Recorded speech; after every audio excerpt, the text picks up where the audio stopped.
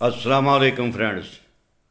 تو فرینڈز آج بات کرتے ہیں تخت طاؤس کی، جو تاریخ کا سب سے مہنگا اور شاہی تخت تھا۔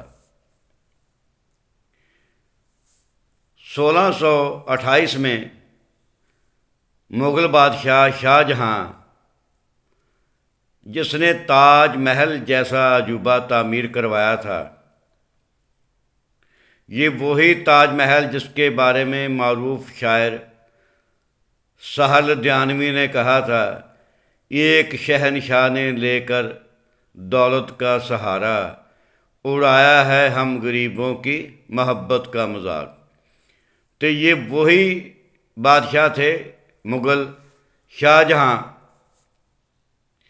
جنہوں نے یہ خواب دیکھا کہ ایک تخت کیوں نہ تعمیر کروایا جائے۔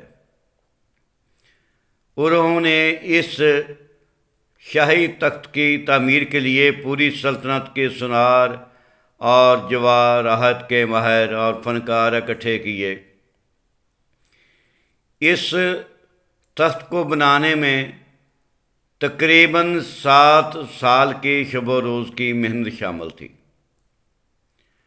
اور اس تخت کے اندر 1150 کلو گرام سونا استعمال کیا گیا،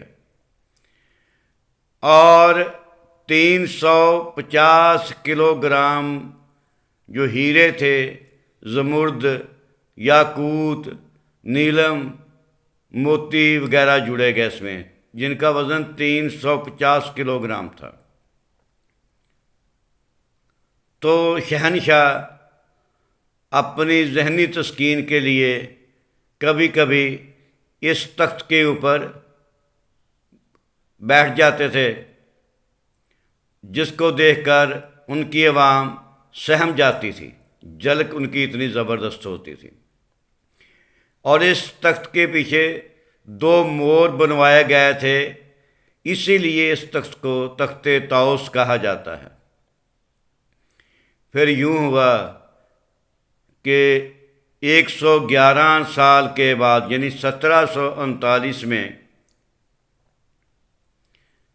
نادر شاہ ایران کو فتح کرنے کے بعد دہلی کی طرف بڑھا، تو اس نے کرنال کے میدان میں مغلوں کی افواج کو شکست دی، اور فتح کی علامت کے طور پر واپسی میں اس تخت طاؤس کو اپنے ساتھ ایران لے گیا۔ اور یہ تخت طاؤس آج اپنی اصل شکل میں کہیں بھی موجود نہیں، بلکہ ٹکڑوں میں کہیں نہ کہیں بٹا ہوا ہے۔ تو اس کے بعد یہ تخت، اس کی اگر چمک ہے تو تاریخ کے صفحات میں اس کی چمک جگمگا رہی ہے۔ تو اس سے پتہ چلتا ہے کہ مغل حکمران کتنی شان و شوکت کے ساتھ